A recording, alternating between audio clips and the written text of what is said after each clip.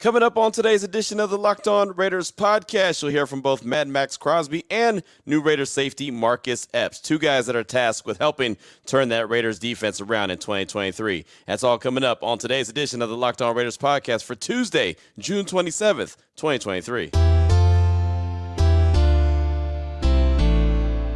Just win. Just win. Just win. Just win. The autumn wind is a raider, pillaging just for fun. He'll knock you round and upside down and laugh when he's conquered and won. And won. And won. And won. And won. And welcome in, Raider Nation, to another edition of the Locked On Raiders podcast. Thank you so much for making the show your first listen of the day. Make sure you subscribe or follow for free on YouTube or wherever you get your podcasts to get the latest edition of the show. Of course, if you're checking us out on YouTube, many thanks to you and many thanks to my man Ari. He does a great job each and every day making sure we're up on YouTube, looking good and sounding good. You can always check him out on Twitter at Ari Produces. And also, final day of vacation, final day of the best of shows. Thought we've had some really good stuff from GM Dave Ziegler, from Van McElroy, Matt Millen, also Patrick Walker. Heard from Miran Fader talking all things Devontae Adams. Heard from Jacoby Myers. A lot of good stuff I thought that brought to the table over the course of the last few days, best of shows. But this is going to be the final one. Myself and the family coming back from vacation today. And tomorrow, have a brand new episode of the Locked On Raiders podcast. So this will be the final best of show, and really excited about today's show. And it is brought to you by FanDuel Sportsbook, the official sportsbook of the NFL. Make every moment more. Visit FanDuel.com/LockedOnToday to get started. So for segment number one, want to jump into the conversation that JT the Brick, Eric Allen, and myself had with Madd Maxx Crosby from Raiders Content Day. Really good stuff, and there's nothing really else to say about Madd Maxx, except for he's got some fantastic new ink work. Man, I'll tell you right now, if you have not seen it, just Google Maxx Crosby and his new tattoos that he has. Fantastic stuff. I mean, you want to talk about, it's basically called Be Legendary. It's a big chest piece, covers his whole chest and belly and everything. Fantastic work. As a guy who loves some tattoos, he has some great new tattoo work. So go ahead and Google that while you listen to this. Here's part one of the conversation we had from Raiders Content Day with Madd Maxx Crosby. First of all, just kind of talking how the day is going, what it is like. It's a lot. You got to get a lot of things done, but I'm having fun with it. At the end of the day, like I was just telling them, I'm blessed. We're all blessed just to be here. And we're just excited. It just means football is getting closer. We got minicamp this week, so we're fired up, man. What is it like for you now? You are the veteran. You mentioned before that you want to help mentor Tyree Wilson. Chandler's going to do the same thing, but it's just a different role for you as the face of the franchise. Yeah, definitely. That's been a huge focus of mine, is just taking that next step as a leader. Speaking up a little bit more when needed, and just being my full self. Not shying back when I think something is wrong, speaking up, holding everybody accountable, and, holding myself accountable, because they see what I'm doing on a daily basis, and they already know I'm not going to leave a box unchecked. So, I feel like I've earned that right to now take that next step and, hold everybody accountable and lead the way I want to lead. So I'm fired up about it. You're the guy now, Max. I mean, wherever you go, it's like the cameras are on. But first, give me some dad stuff. What's going on with the baby, and how's that going? It's been amazing. She's not even 8 months, and she's flying around the house. Does she sleep at night or what? She's getting better. Okay. She's a little inconsistent at times, but no, she's active as can be. She's throwing things at me now. She's trying to talk. She's saying "Dad" a million times. But we're having so much fun with it. Yeah. Just seeing her grow has been incredible. So, and how has that change helped the dynamics of the off-season workout, what you're doing, and things like that? Yeah, it just every time I come home, I know I'm be ready for war. You know what I mean? We're gonna have a lot of fun. Yeah, I'm gonna go out and run 18 gassers. Yeah, you already know. To being home, right? 100%, exactly. I just spend a little bit more time in the hot tub and cold tub.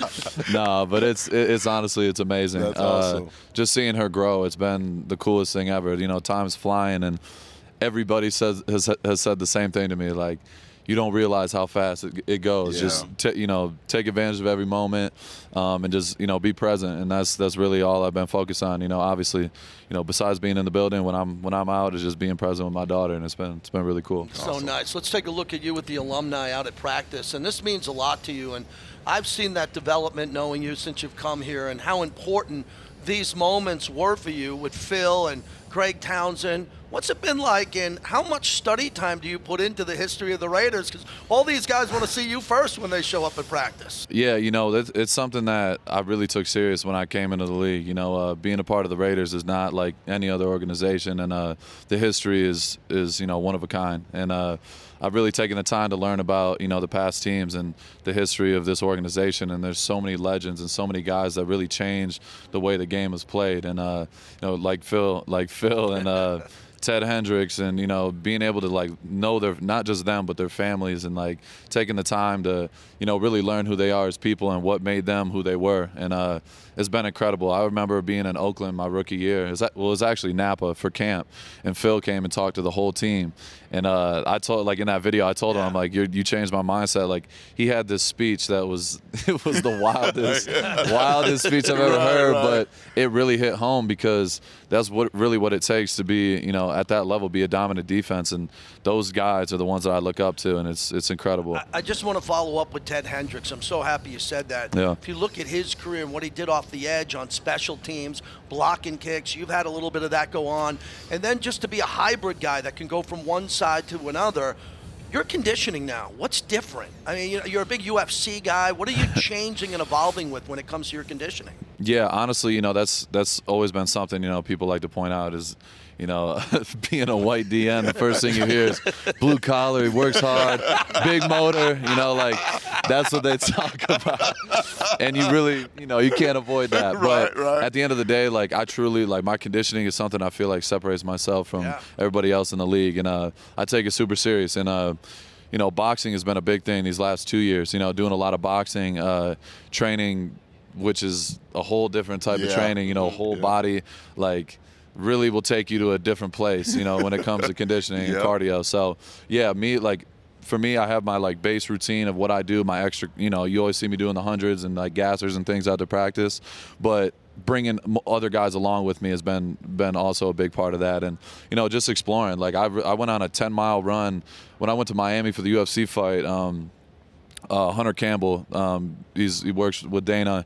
He called out the room. He's like, all right, tomorrow morning, I'm going on my runs. And everybody's like, nah, we're not going with you. And he's like, we're running 10 miles. And I'm like, all right, screw it, I'll go with you. And I've never done anything like that. And I ran 10 miles in Miami, hot as hell, humid. Oh my goodness! And I really this offseason has been just really testing myself and putting myself in deep waters when I don't know if I can float or not. Right. And that's just been a challenge. But that's what it's a direct translation. And I go out on the field and I'm never worried about, all right, do I have to take a little bit off and pace myself? I feel like I can go all day, and I've just gotten in better and better shape as the years gone on. Speaking of alumni, Matt Millen told me last week that you're a guy that looks like a Raider, right? Just the way that you handle your business. And he said that he always told Howie Long that you weren't that good. He's like, Howie, you're not that good. You got to keep pushing yourself. What do you use to keep pushing yourself? Because you know where you're at, but you always have told me, I want to be better. I want to be better. I'm working on my craft.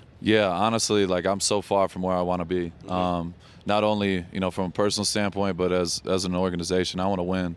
That's the number one thing. I literally start in January, and I don't stop until January. And I want to be playing in February. I want to be playing in the biggest games. I want to be on TV. I want everyone to see the work I'm putting in and see what this team is doing. And I take a lot of pride in that. And obviously, the money and all that's cool, but that's not why I started playing football. I started playing in second grade. I've been playing my whole life. Yep. This is what I want to do. This is my legacy. I feel like God put me on earth to play football and be an example of overcoming adversity. And I truly believe this is just the beginning for me. I feel like I'm going to take a whole nother step this year. And in these next 5 to 7 years, I'm really going to be entering my prime and being the best version of myself. And that's why I take it so serious. That's why I talk about my craft and my work ethic. And I really talk about it because I take it so serious and I do it on a daily basis. And that's all I know. And I really want to maximize my career at the highest level, and that's why I put so much into it. And I feel like my legacy at the end of the day is the most important thing. What I leave, when I'm done is everything. So there's part one of our conversation with Maxx Crosby, and it's always great to catch up with Max. He's a hell of a dude. He's a guy that a lot of people across the NFL are paying attention to and looking at. And it's funny, I talked to Shireen Williams from Pro Football Talk. I talked to her last Monday? Yeah, Monday. Last Monday, talked to her on my radio show, Raider Nation Radio 920 Unnecessary Roughness, and I finished up asking about Maxx Crosby and the fact that so many people in the NFL are recognizing him nationally. And she said, you know what, Q, to be honest, I don't think enough people are noticing him. Like, he's so good that more people need to be talking about him. So that's the kind of respect that Maxx Crosby is starting to get around the league, where someone like Shireen Williams, who is a Hall of Fame voter, still thinks that, you know what, he's still flying a little under the radar, and more people need to pay attention to what he's got going on, because he's one of the best pass rushers in the NFL. So big ups to Maxx Crosby, and that is a big deal to him. That means a whole lot to him. Coming up in segment number 2, you'll hear part 2 of the conversation with Maxx Crosby from Raiders Content Day. Before we get to that, though, do want to tell you about the title sponsor of the show, which, as you know, is FanDuel. Baseball season's in full swing. There's no better place to get in on the action than FanDuel. It's America's #1 sportsbook. And right now, all new customers get a no-sweat first bet up to $1,000. That's $1,000 back in bonus bets if your first bet doesn't win. All you got to do is go to FanDuel.com/lockedon to join today. Again, don't miss your chance to snag a no-sweat first bet up to $1,000 when you join FanDuel today. Go to FanDuel.com/lockedon to sign up. FanDuel, the official partner of Major League Baseball. Major League Baseball trademarks used with permission. All right, Raider Nation, here we go. Segment number 2 of today's Locked On Raiders podcast. Want to jump into part 2 of the conversation with Madd Maxx Crosby from Raiders Content Day. It was Eric Allen, JT, and myself. We were able to get our Howard Cosell on and just kind of pick his brain. And he's a dude that is always a lot of fun to talk with. And just, I love the way that he continues to want to push himself to be great. So here's part 2 of the conversation, starting off with Eric Allen talking about young players overcoming adversity that are on the Raiders team. Yeah, a lot of the young players have similar stories about overcoming adversity on this football team, being able to rise, and haven't been always easy for them. And I think that's one of the themes that are going on with these younger players. What are some of the things that technically you need to work on to reach that level? Yeah, I feel like there's not one specific thing that I focus on. It's not like, okay, I'm not good at this. This is my main focus. I feel like I could do a lot of things at a very high level, but I always focus on the 1%. Like, I feel like my routine is great, but there's always room for improvement no matter what it is. So whether it's football, whether it's my routine, whether it's my nutrition, whether it's pass rush specific, whether it's the run game and how I'm using my hands, like, there's always things I could get better at. And that's why I'm constantly just watching myself. Like, and I talk to the young guys about this. A lot of people talk about film and how do you watch film and what do you do? Like, I got this from Rob Marinelli, but he's like, the most important film you need to watch is yourself. Yeah. It's like, constantly watch yourself, start with your feet, and then watch your hands. Are you active enough? Are you getting off the ball? Is your pad level, what it should be? So, like, I literally just all the time, I'm just watching games from last year just over and over and over again. Right. And I truly enjoy that. And I know what it's supposed to look like when I'm at my best, and I know when I'm not at my best. So I constantly can work on that during the week and in practice. And okay, last game I feel like my pad level was a little bit too high. I feel like I was slightly hesitant in my pass rush. My get off was a little bit behind. That's what I'm gonna focus on in the week. So once I'm going to the next game, the last game is I'm over with, and I'm just focused on how I can do better. And I'm constantly, that's just how my mindset is every single day. Is like, all right, if today wasn't 100% perfect, how can I get better tomorrow? And if you just stack that up every single day all year, you're gonna give yourself the best chance to succeed. To follow up on that, is there any specific player who's playing now or who played in the past that you kind of pattern your game after and then you went to your own thing? Honestly, I really when I started playing football, like, I was a fullback and a linebacker, and, like, you know what I mean? I played receiver at one point. I played tight end. Like, I played a lot of positions, and I didn't start playing DN until my senior year of high school. I hit a big growth spurt, and they're like, you're not playing linebacker. You're too big and stiff. Yeah. I'm like, okay, I need to, whatever. But honestly, I'm a fan of the sport. Like, the history all the way back to, and this is another one. I give credit to Marinelli all the time, but he really evolved my like mindset when it comes to like the history of football and just like D-line play. Like I have guys from like Doug Atkins to Warren Sapp to like the old school Vikings with Marshall, with like Alan Page, like all like real old school stuff. But like those guys were like unicorns. Like Doug Atkins is like 6'8", hurdling people back in the 70s and 80s, and he ended his career. His last play was a sack and got carried off the field. Like that's legendary, and like that was way back in the 80s. So like I really don't like to, just put it with D-line. Like I grew up, I was a huge Megatron fan. I was a Lion fan growing up as a kid, like being in Michigan. I'm sorry, but go ahead. Yeah, trust me, I know. It was terrible. I'm glad I'm a Raider.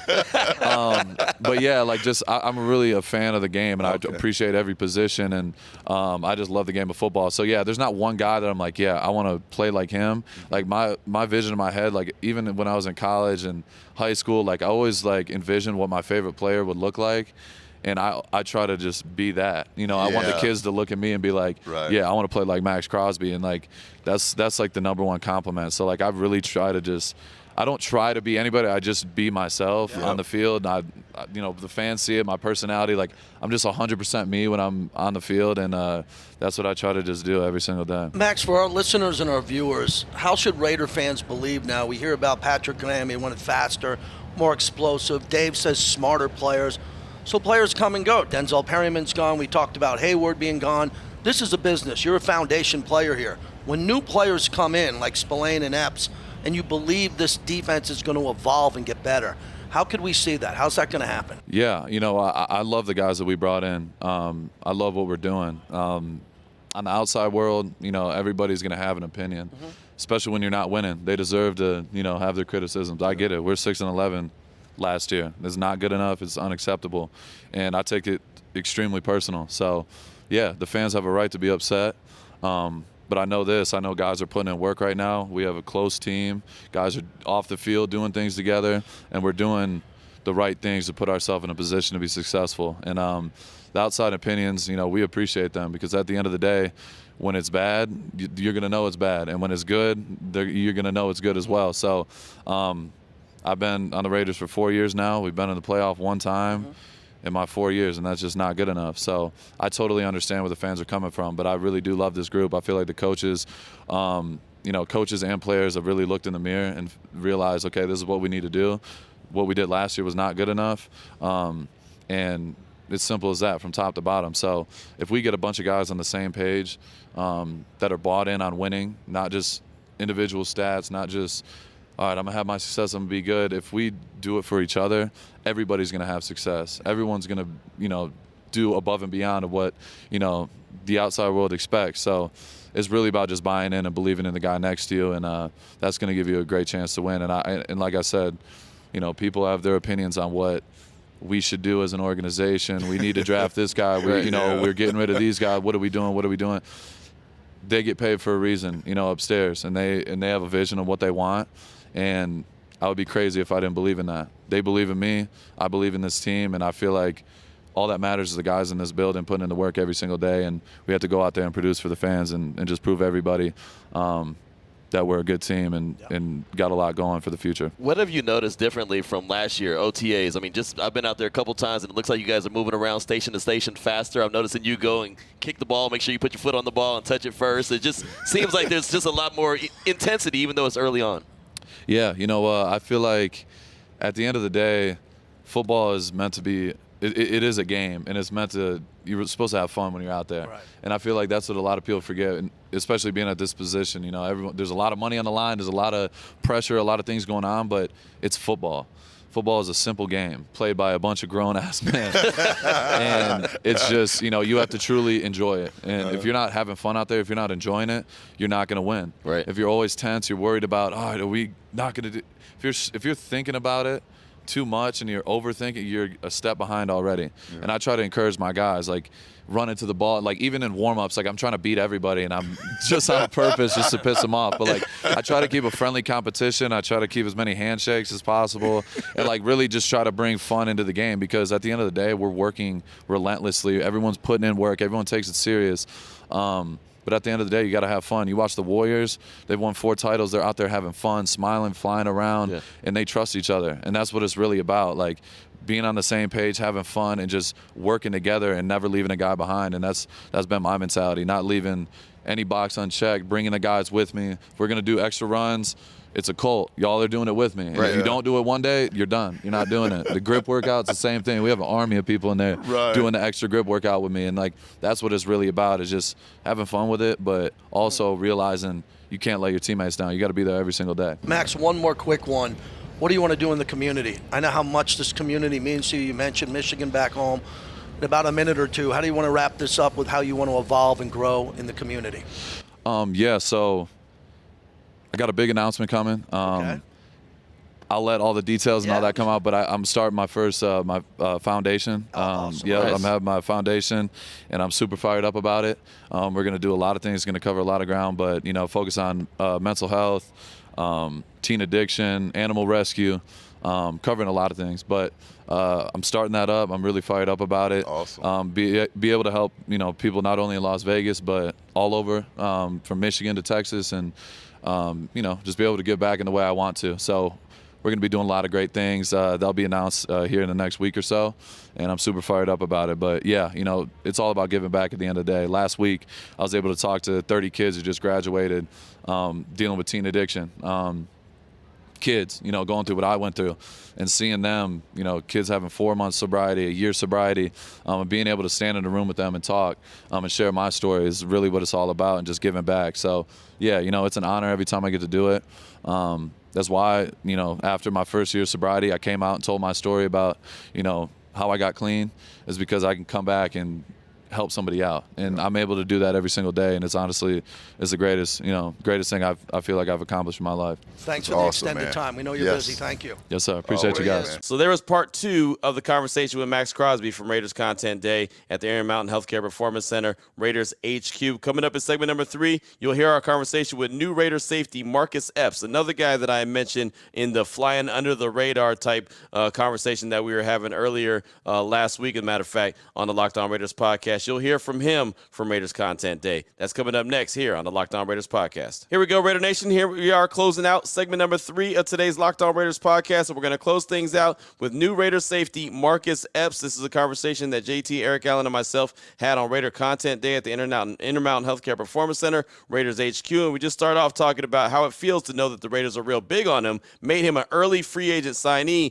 and expect him to be a difference maker on the defensive side of the ball. Honestly, it feels really good. I mean, from my journey, it's kind of always been, just being the underdog, from, being a walk-on in college to 6th-round pick. So, it really felt like this offseason, like all that hard work was coming together, and, it's a blessing to have this opportunity that this organization, I mean, storied franchise, they see that trust in me, and for them to come get me, it felt really good. Do you consistently remind yourself about that journey to keep that fire burning? Yeah, definitely. I mean, I always want to have that chip on my shoulder. I always want to feel like I have something to prove. I never want to be complacent. I always want to keep that hunger and keep that drive and keep working and striving for more. Yeah, it seems like the Raiders have a bunch of guys like that who's had to overcome adversity. Talk us a little about last year and how each week you have to play at your best. Each week you have to get that secondary kind of in the perfect position to make those plays. Talk to us about the journey, the successes, and some of the failures. Yeah, it was a really fun year last year. Obviously, it didn't end the way we wanted it to, but, had a lot of fun playing football with that group of guys. And, it's like you said, I mean, in the NFL, it's a week-by-week thing. Whether you won the week before or you lost the week before, you got to, stay level-headed. You can't look too far in advance on the schedule. You can't look in the past. You got to bring that same fire, that energy each week. And, be prepared, or you can lose any given Sunday. So, you got to kind of have that, just stay here, stay even-keeled throughout the season, stay focused, and keep working each week. We're watching a couple of your plays here on the B-roll, making it deep in the end zone, behind the line of scrimmage.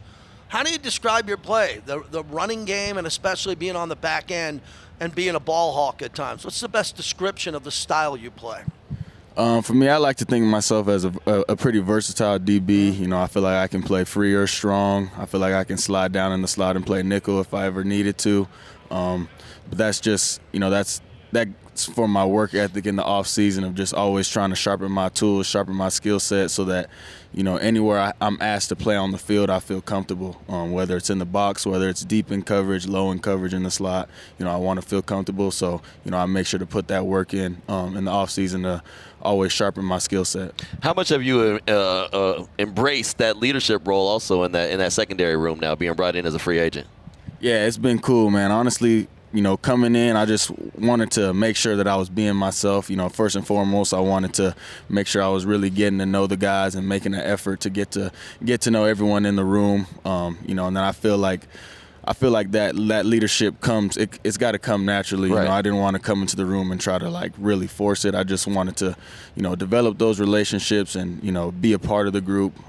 So, you know, so far it's been going really good. Everybody's been very welcoming. I think we got a real good group of guys, so I'm excited to see what we can do this year. Man, you're always around the ball. I mean, it just you pop on the film, you're always in the right spot, always around the ball, and it's not easy, right, in this league because everyone's looking at you as far as opponents checking film out. How are you able to stay consistently around the ball?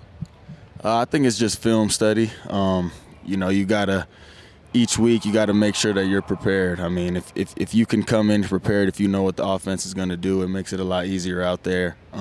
So I think that's what I would attribute to the most is film study. Yeah. So to follow up, what are the steps? Did you come into the league like that? When did you learn it? If you didn't, and how have you continued to do that? Honestly, I feel like that's been one of the things of, you know, as a young player, it's kind of like sometimes when I was young, I would feel myself watching film, but kind of be like, what am I watching? Yeah, exactly. Yeah. I don't really know like what I'm watching, what I'm picking up on. You know, I feel like the last 2 seasons is when I've really gotten into a really good routine of, you know, watching cut-ups, knowing what I'm looking for, whether it's play action pass, boot, third down, things like that. You know, my previous DB coach, Denard Wilson, he helped me out a lot with that of just, you know, how to watch film, the certain ways to put on the tape, how he did it. And, you know, I've kind of just the past 2 seasons I've stuck with that, having my routine now, and it's helped me out a lot. You know, Marcus, I was excited when they brought you in quickly because it's a need. And there's some good players here, and you're going to mentor some of them. But Patrick Graham needs someone like you to kind of flip this thing quickly. We just had Max on. He's fantastic. And Chandler Jones, Tyree Wilson goes number 7 overall. Robert Spillane comes in with the green dot. But you're really important because this thing's got to change. There's got to be some interceptions, some fumbles, take it back the other way, and get that angry defense going. You just played on one of those defenses. What was that like? What can you bring to this organization coming off your recent success playing on a defense that was just flat out nasty? Honestly, I think a lot of that is it's really just a mindset, and you know it doesn't just happen in the games. It starts in practice, and I feel like, you know, right now it's early, right? But I feel like we've come in with a good mindset. You know, I've seen the improvement, you know, day in and day out of, you know, guys really making an effort to learn the defense, to get more comfortable with the different coverages that we're running. So I think that's where it starts, right? Of just knowing, you know, how you can play different coverages and whatnot. And then from there, it's just a mindset of bringing that attitude each and every day in practice of, you know, I'm going to go get the ball. So, you know, once you start doing that, it just becomes habit, and you know, good things start happening in the games. You know, you talk about you see it developing, you see it getting better. There was a play, I think last Thursday maybe in OTAs, where a ball was tipped, it dropped to the ground, and 2 plays later a ball was tipped, and I think Trayvon Merritt came away with it and took it the other way. Is that part of the conversations even being had in the secondary room, like get to that ball, you got to get to that ball? Yeah, definitely, and that's what, you know, PG's been talking about it a lot. Coach Ash, Simo, you know, they've all been talking about, you know, getting our hand on the ball, you know, and just going out there and making plays. You know, that's what they're trying to do with the defense this year, is give us a little bit more freedom on the back end to go make plays. So, you know, I'm really excited about, you know, how we're taking those steps every day. And, you know, I'm really excited about what we can do this year. Yeah, I'm looking at the list here. You know, Chris Smith comes in at Georgia, winning the titles, and I see USC, Miami, and then Wyoming, right? So take us through the transition from high school to college. You talked about your situation here. You've had this chip for a long, long time. What was the big moment for you in either high school or college where you thought, yeah, I can do this. I could be a pro eventually? As crazy as it sounds, I've always just felt that way, just since I was a kid in Pop Warner, man. I've always just, had that thought in my mind, like, this is what I want to do, so I'm going to make it happen. And I've never let anybody, deter me from that mindset. I've never let anybody, I've never let anybody else's expectations of me come on to me. I've never let anybody else's disbelief in me change the way I feel about myself. Nice. So, just from there, I've just always kept it going. I've always made sure I put the work in, and, I've just continued to get better. So that's that California cool, JT. That's the California, Yeah, well, EA, but it's interesting because you played with Jerome Brown and Reggie White. Yeah, You're one of the yeah. great Eagle defensive backs of all time. What I love about this situation here, we're going to ask you about the legends who played here. So Lester Hayes. Yeah. And you look at the defensive backs, Mike Haynes, and then the safeties who have played over the years. Charles Woodson was having a conversation with George Atkinson the other night about Jack Tatum. And Charles, the Michigan legend who was from Ohio, was hearing George talk about Jack. So you hear about Jack Tatum and the players that were around that alumni weekend. Did that resonate with you who have played in this defensive backfield over the decades? yeah, definitely. And then even last Thursday when we had that alumni dinner and just hearing all the guys talk about the history of this franchise. I mean, there's a lot of culture here. There's a lot of history here of winning, and it's one of the most storied franchises in the league for sure. So it's a blessing to be able to play for this franchise, especially being an LA guy. I know how big the Raiders fans are back home. So I'm really excited to be back on the West Coast, be close to home, and play for this organization. Well, there's more Raider fans in LA Yeah, I still know. than Ram and Charger fans, no doubt. Facts. But I got to ask you a big one about the fans, because Eagle fans, Raider fans, there are similarities. Yeah, there are. As Yes. a matter of fact, I'd say that might be one of the biggest similarities. Yeah. What was it like to deal with the Eagle fans game day afterwards, critical or positive in your play? And now Raider fans, very similar. They're notorious is the word you hear a lot. They're demanding. They're really smart. They're going to expect the best out of you. Yeah, I've kind of learned to, block out the expectations that are outside of this building. To me, the expectations that are the most important are the ones that are in this building. Because, it's hard to see everything that's going on when you're not inside this building, right? So, I know the work that we put in as a team. I know the work that we put in together, what we strive for. So, I think those are the most important things to remember is just what's in the building is what matters most. Well, thanks for doing this. Appreciate it. Have a healthy year. Really excited Thank you. you're here. Appreciate it. Yes, sir. There he is, Marcus Epps, newest addition to the silver and black. There's the drone. The drone There still. it is. More That's drone your coverage drone, coming up. JT. Yeah. There you go. Right here, Raiders Roundtable as we continue. So there was the conversation with new Raiders safety Marcus Epps, a guy that I identified as a dude flying under the radar that not a whole lot of people are talking about, but a guy that I believe is going to be able to bring a lot of production to the back end of that Raiders defense, kind of really be a guy that's going to be all over the field. Excited about him, excited about how he can help Trayvon Merritt come along as well, as he's going into year 3 with the silver and black, has a big training camp coming up. So there is the conversation with one Marcus Epps. And that's going to do it for the show. That's going to do it for the best of series that we have here on the Locked On Raiders podcast. Tomorrow, be back talking about all the adventures I had on vacation, talking all things silver and black. Have some brand new, fresh content for you